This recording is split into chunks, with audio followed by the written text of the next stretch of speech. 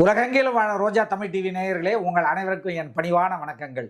இன்றைக்கு நம்ம ஜோதிடர் பம்மல் எம்எஸ் சிவகுமார் அவர்களை சந்திக்க வந்திருக்கோம். எதுக்காக சந்திக்க வந்திருக்கோம்னா, இவங்க தேர்தலுக்கு ஒரு மாதத்திற்கு முன்பாக ஒரு ஜோதிட கணிப்பை பிரசன்ன முறையில் வழங்கியிருந்தார்கள்.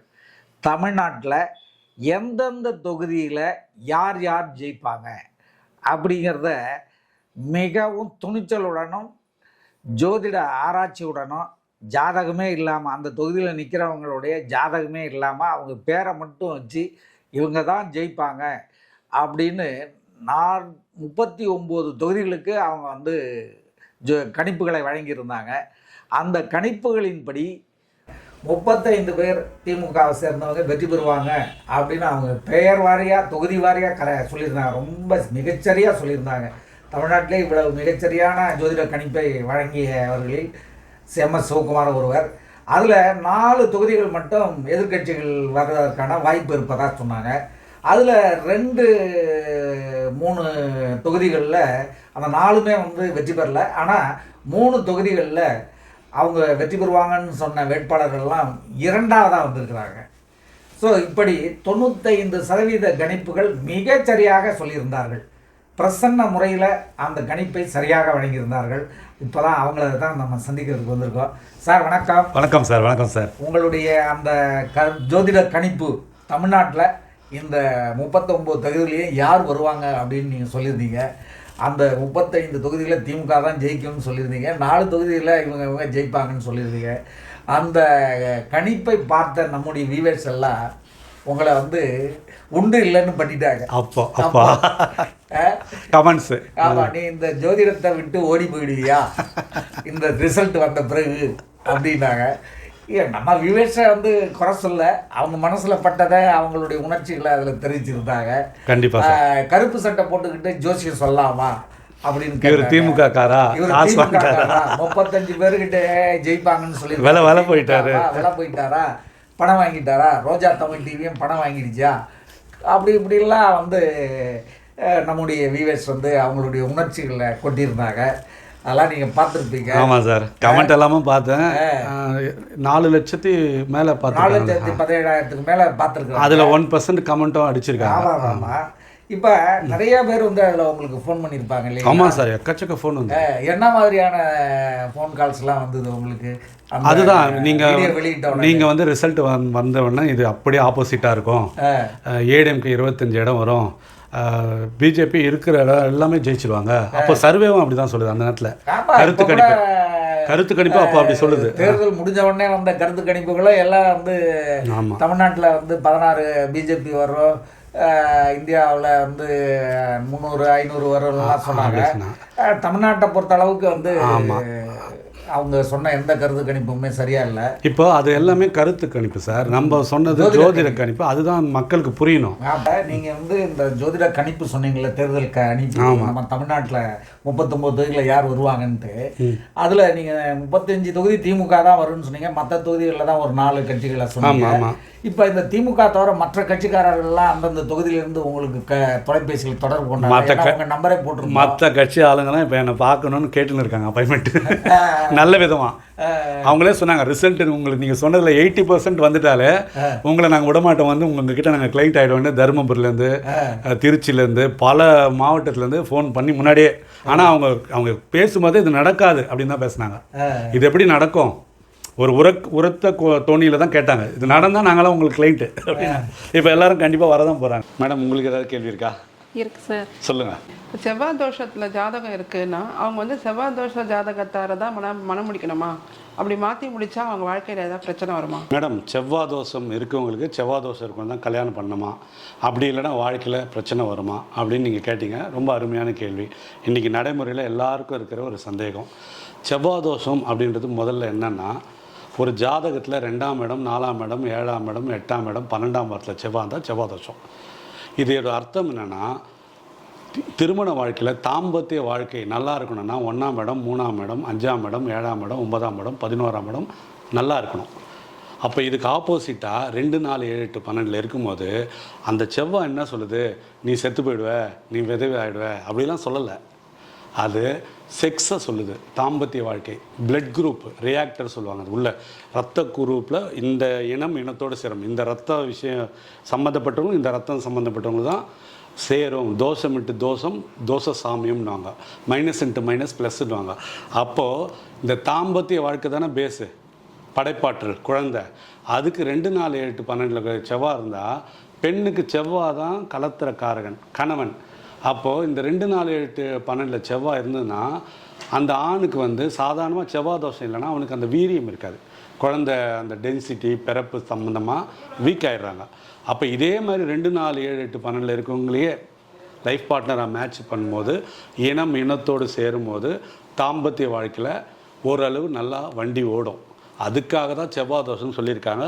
அதுக்கே விதியும் இருக்குது, விதி விலக்கும் இருக்குது.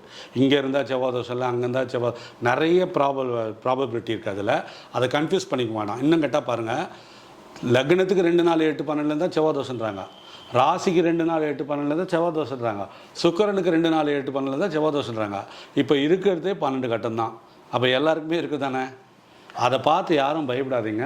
அதில் நிறைய நுணுக்கங்கள் இருக்குது. அது நுணுக்கமாக பார்க்கும்போது அது விதி விலக்கு இருக்குது.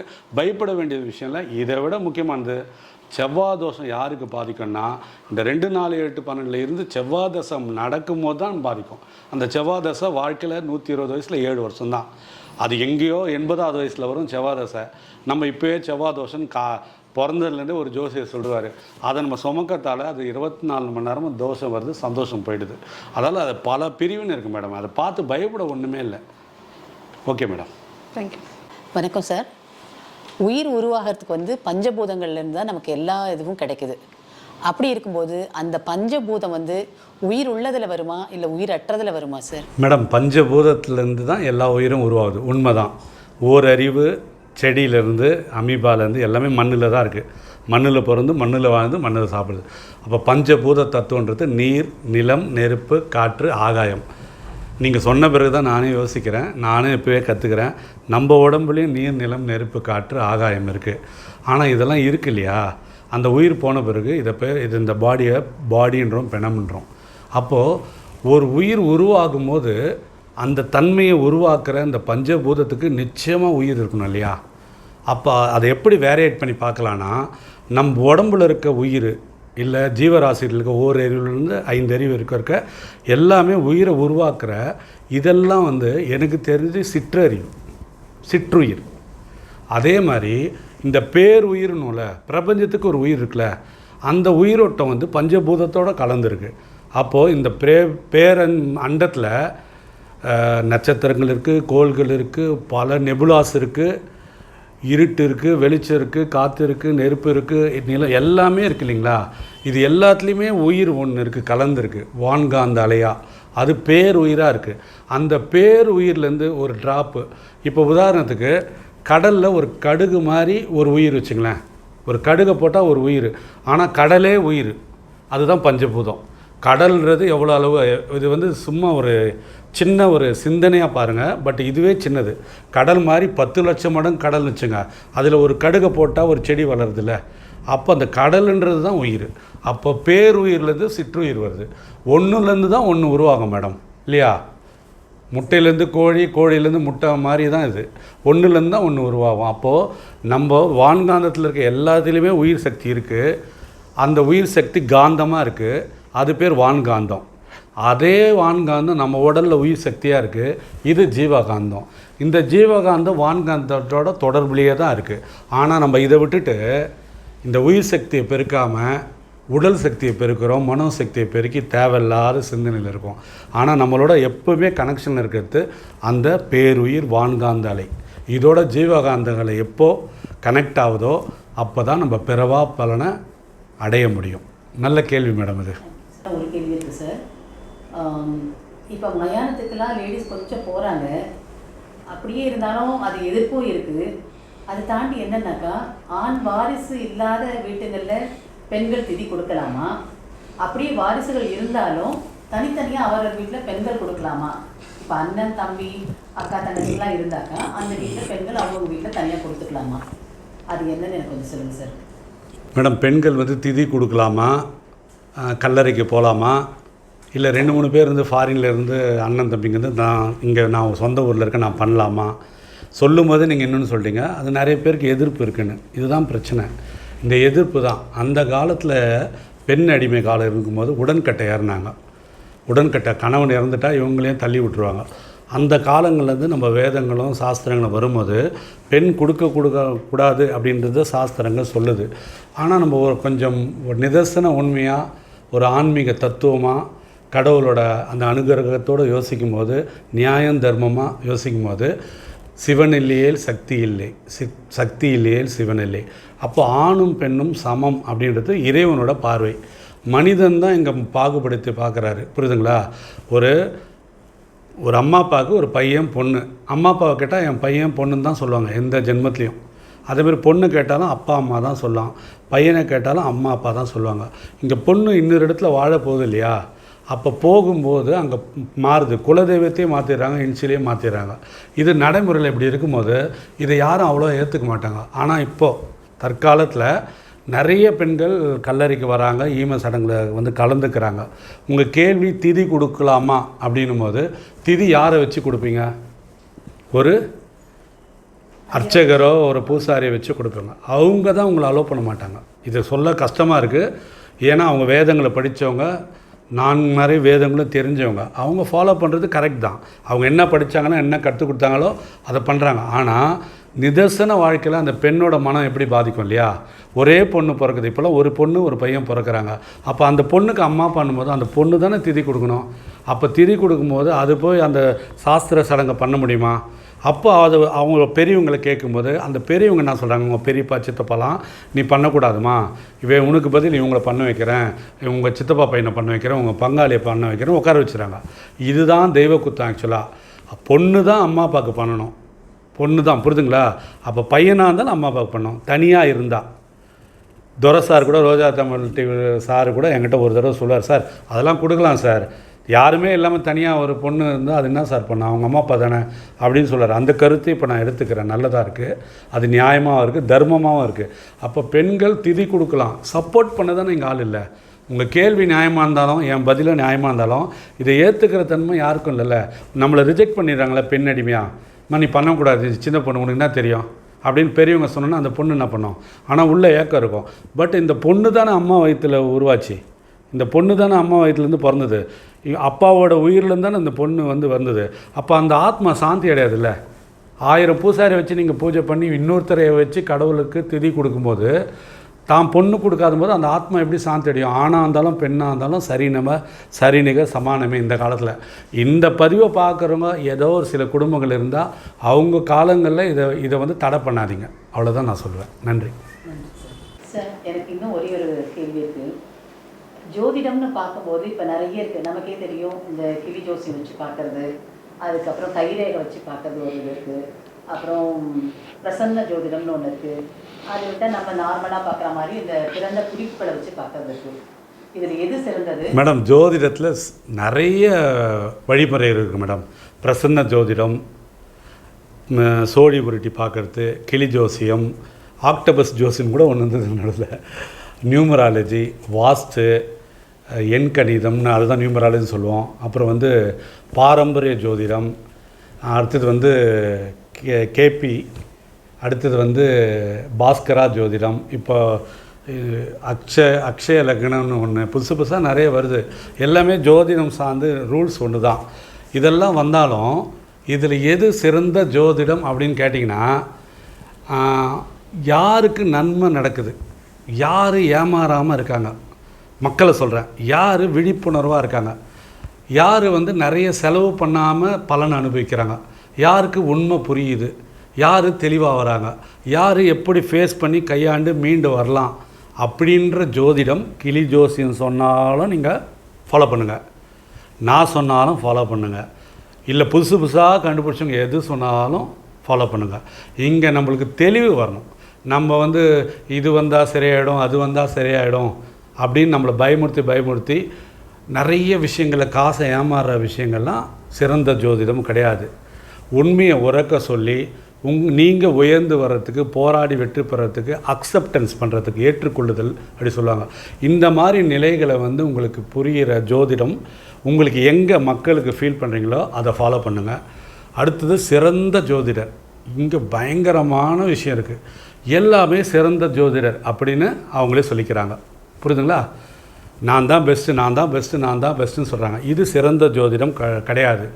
நம்ம சிறந்த ஜோதிடம் அப்படின்றது மக்கள் தானே சொல்லணும், நம்மளா சொல்லணும், நம்மளை நம்ம சொல்லிக்கக்கூடாது. அப்போ சிறந்த ஜோதிடர் அப்படி யார் அப்படின்னு பார்த்தீங்கன்னா, யாருக்கு பலன் நிறைய நடக்குது, மக்கள் பார்க்குறாங்க இல்லையா, நெட்வொர்க்கு, அதில் ஃபெமிலியாரிட்டி இல்லாமல் நெட்வொர்க்காக அந்த வாத்து மாதிரி அது வாத்து மேலே போயிட்டே இருக்கும், கீழே 2 காலை பெடல் பண்ணுறோம்ல, ஸ்மார்ட் ஒர்க்கு, அதுலேயே உழைப்பும் இருக்கு இல்லையா, அந்த தன்னம்பிக்கை இருக்கு இல்லையா, அந்த மாதிரி யார் சொல்கிறத உங்களுக்கு நிறைய நடக்குது பலன், யார் சொல்கிற பலன் உங்களால் ஏற்புடையதாக இருக்குது இப்படின்னு மெஜாரிட்டியாக எத்தனை பேருக்கு தெரியுதோ அதுதான் சிறந்த ஜோதிடர். எனக்கு தெரிஞ்சு உலகத்தில் சிறந்த ஜோதிடர் கடவுள் தான். மற்ற எல்லாருமே 1% கூட கற்றுக்காத லேர்னர்ஸ். அப்போ சிறந்த ஜோதிடர் இறைவன். இதை தவிர நான் சொன்ன டெஃபினேஷனில் யாருன்னா தான் உங்களுக்கு அவர் சிறந்த ஜோதிடர். இன்னொன்று மேடம், ஒரு டாக்டர் ஒருத்தருக்கு வந்து ரொம்ப ராசியாக இருப்பார், இன்னொரு டாக்டர் இன்னொருக்கு ராசியாக இருப்பார். இதில் யார் பெஸ்ட்டு டாக்டரு? உங்களுக்கு யார் செட் ஆகுதோ, யார் சொல்கிறது நடக்குதோ, யார் சொல்கிறதால உங்கள் கண்ணீர் துடைக்கப்படுதோ, யார் சொல்கிறதால தன்னம்பிக்கை வருதோ அந்த ஜோதிடரை நீங்கள் ஃபாலோ பண்ணுங்கள். யாராக இருந்தாலும் ஓகே. புரியுதுங்களா? Okay madam. வணக்கம் சார். இப்போ வந்து 8ல் பிறந்தா எல்லாமே இதுன்னு சொல்கிறாங்க, நல்லதாகவே சொல்ல மாட்டேன்றாங்க. 8ஆம் நம்பரில் பிறந்தாலே அவங்க உருப்பிட மாட்டாங்க, எதுலேயுமே அவங்க லைஃபே காலின்னு சொல்லிடுறாங்க சார். எல்லாரும் பயமுறுத்துறாங்க, ஜோதிடர்கள் மற்றவங்க வரைக்கும். அதுக்கு ஏதாவது ஒரு விளக்கம் கொடுக்க முடியுமா மேடம்? 8ஆம் நம்பர் அப்படின்னு நிறைய பேர் பயமுறுத்துறாங்க அப்படின்னு சொல்கிறீங்க இல்லையா, அஷ்ட திக்குன்னு சொல்லுவாங்க. இந்த பஞ்சபூத தத்துவத்தில் வாஸ்துல அஷ்ட திக்குன்னுவாங்க, அஷ்டலக்ஷ்மின்னு சொல்லுவாங்க. வாழ்க்கையில் ரஜினி பாட்டில் கூட 8 வாழ்க்கையை பிரிச்சுக்கோன்னுவாங்க. முக்கியமான விஷயம், ஆர்டிஓவில் 8 போட்டால் தான் பைக்குக்கு லைசன்ஸே கொடுப்பாங்க. அப்போயே நம்ம பயப்படணும். நம்ம பயப்படாமல் பைக்கை ஓட்டுறதுக்கு 8 தேவைப்படுது. 8 வந்து 2 எக்ஸ்ட்ரீம் இருக்கும். அனாதை குழந்தைய 8ன்னு சொல்லுவோம். மிகப்பெரிய கோடீஸ்வர யோகத்தில் ஒரு 50 பேரோட வாழறவங்களும் 8ன்னு சொல்லுவோம். 8 அந்த எண்ணை பாருங்களேன், ஆரம்பம் முடிவு, ஆரம்பம் முடிவு, ஆரம்பம் முடிவு. அப்போ வாழ்க்கை தத்துவத்தில் நம்ம குழப்பவாதியாக இருந்தால் குழப்பிக்கிட்டே இருப்போம், நம்ம சாதனையாளர் இருந்தால் சாதனையாளர்ன்ட்டு ஓடிக்கிட்டே இருப்போம். மிகப்பெரிய ஆட்கள்லாம் 8ல் தான் இருக்காங்க. ஞானிகள் நிறைய பேர் 8. மிக சிறந்த டைரக்டர் உச்ச நிலையை தொட்டவங்களாம் 8ஆம் தேதி பிறந்தவங்க. பணக்காரங்க பெரிய லெவலில் இருக்கவங்க 8ல் பிறந்திருக்காங்க. அரசியல்வாதிங்க 8ல் இருக்காங்க. சயின்டிஸ்ட்டுங்க 8ல் இருக்காங்க. இந்த பக்கம் பார்த்தா கஷ்டப்படுறவங்க, ரொம்ப ஏழ்மையாக இருக்கவங்க, நிறைய பேஷண்ட்டு, குழப்பவாதிகள் 8. அந்த 8ன்றது 2 விதமாக இருப்பாங்க மேடம். நீங்கள் எந்த பாதையில் போகிறீங்களோ அந்த பயணம். பாலைவனத்தை நோக்கி போனீங்கன்னா உங்களுக்கு தண்ணி கிடைக்காது, சோலைவனத்தை நோக்கி போனீங்கன்னா எல்லாமே கிடைக்கும். எண்ணம் போல் வாழ்வுன்றது 8க்கு சிறப்பாக இருக்கும். 2 எண்டுலேயும் நம்ம பார்த்துருக்கோம். நிறைய 8ல் இருக்கவங்க க்ரியேட்டிவிட்டியாக போகும்போது ஜெயிக்கிறாங்க, சாதிக்கிறாங்க. குழப்பவாதியாக இருக்கும்போது அவங்க பயம் வந்துடுது, அவங்களுக்கு மனோபயம் நிறைய பேருக்கு வருது, ஆரோக்கிய பயம் நிறைய பேருக்கு 8ல் இருக்கவங்க தான் வருது. புரியுதுங்களா? இந்த இடம் சாதனை, டாக்டர்ஸில் சர்ஜன், பெரிய பெரிய சர்ஜன்லாம் 8ஆம் தேதி பிறந்தவங்க தான். அப்போ இந்த பக்கம் நிறைய நோயாளிகள் இருக்குது 8 தான். அப்போ 8க்கு வந்து 8 தான் சனி பகவான். சனி பகவான் தான் கர்மாதிபதி, நீதிபதி, நியாயம், எல்லாத்துக்கும் நீதி, நேர்மை, நியாயம், நல்லெண்ணம், நல்ல சொல், நல்ல செயல், எல்லாத்துக்குமே சனி தான். மிகப்பெரிய ஞானியாக இருக்கவங்க சனியோட ஆதிக்கம்னு நம்ம சொல்கிறோன்னா, எதிர்பார்ப்பு குறைச்சி நம்ம உழைப்பும் தன்னம்பிக்கை நீங்கள் போடும்போது 8 நல்லா வேலை செய்யும் மேடம். இதை கேட்குறவங்க நீலேருந்து தன்னம்பிக்கையை போடுங்க. கடந்த காலத்தில் வாழாதீங்க, எதிர்காலத்தில் இயங்காதீங்க. அன்னன்னைக்கு வாழ்ந்தீங்கன்னா நீங்களும் சாதனையாளராக ஆவீங்க. 8 வந்து என்னை பொறுத்தவரைக்கும் லக்கியஸ்ட் நம்பர் தான். சொல்லுங்கள் மேடம். சார், ஒருத்தரோட கர்மா ஜாதகம் பார்க்குறதுனால குறைக்க முடியுமா மேடம்? இப்போது கர்மா அப்படின்றது என்னென்னா நம்ம செயலோட விளைவோட பதிவு. சஞ்சித கர்மா, ஆகாமிய கர்மா, பிராரப்த கர்மான்னு 3 விதம் இருக்குது. ஓகேங்களா? சஞ்சித கர்மான்றது கடந்த கால விஷயங்களில் நம்ம செய்த செயல் விளைவு பதிவு, நம்ம தாத்தா பாட்டின்றது. பிராரப்த கர்மான்றது 3 வயசுலேருந்து இன்னி வரைக்கும் நம்ம பண்ணது. ஆகாமிய கர்மான்றது இன்னிலேருந்து மாறுறது. அப்போ வரும்போதே ஆகாமிய கர்மான்னு ஒரு ஃபீல்டு இருக்கு இல்லையா? இப்போ ஒருத்தர் வந்து 10 செடியை வெட்டிட்டு வந்து அழுகுறாரு, நான் வெட்டிட்டேன், எனக்கு கர்மா என்ன ஆகுதுன்னா. 20 செடி வச்சாதான் சரியாகும். நீங்கள் ஓப்பனாக சொல்கிறேன், நீங்கள் இந்த கர்மாவை கலைக்க இங்கே போகிறது அங்கே போகிறது அந்த கோயில் போகிறதுலாம் போகும்போது அந்த கர்மா வந்து சரியாகாது. ஏன்னா முள்ளால் தான் எடுக்க முடியும். அப்போது ஒருத்தர் புலம்பினே இருக்காங்க, கர்மா நல்லா இல்லைனா அவங்க இன்னிலேருந்து புலம்ப வந்தால் கர்மா சரியாகும். இந்த கர்மா அப்படின்றது செயல் விளைவு பதிவு தானே, அது உங்கள் செயலோட விளைவோட பதிவு தானே. அப்போ இந்த ஜென்மத்திலேயோ போன ஜென்மத்திலேயோ இன்னைய வரைக்குமே நீங்கள் செஞ்சதை சரி பண்ணனா உங்களை தவிர இன்னொருத்தரால் கர்மாவை குறைக்க முடியாது. அப்போது உங்களோட பிஹேவியர், ஆக்டிவிட்டீஸு, ஹேபிட்டு எல்லாத்துலேயும் பியூரிட்டி வரணும். அதாவது நல்ல சிந்தனை வரணும். வரும்போது எதுக்காக கர்மா உங்களுக்கு பிரச்சனை இருக்குன்னு நம்ம பார்த்து சொல்கிறோம் இல்லையா, அந்த கர்ம வினை. இப்போ நீங்கள் போன ஜென்மத்தில் நிறைய பேர்கிட்ட சாப்பாடை பிடிங்கி சாப்பிட்டீங்கன்னா இன்னிலேருந்து எல்லாருக்கும் சாப்பாடு வாங்கி கொடுங்க, டீ வாங்கி கொடுங்க, வடை வாங்கி கொடுங்கன்னு சொல்லுவேன். என்கிட்ட பைசாவே இல்லைன்னா உங்களால் ஒரு பட்டர் பிஸ்கெட்டாவது வாங்கி கொடுங்கன்னு சொல்கிறேன் இல்லையா. இது மூலியமாக தான் கர்மா குறையும். பட் வேதங்களில் சொல்கிற விஷயங்கள் வந்து அந்த காலத்தில் புராணத்துக்கு பயன்பட்டது. நீங்கள் அந்த கர்மாவை புரிஞ்சு அந்த வினையை புரிஞ்சு கர்ம வினையை நல்ல கர்ம வினையை ஆக்கும்போது உங்கள் ஜென்ரேஷனுக்கு நல்லாயிருக்கும். அப்போ கர்மான்றது நம்ம மூலியமாக தான் சரி பண்ண முடியும்ன்றது என்னோட ஆணித்தரமான விளக்கம் மேடம். நன்றி.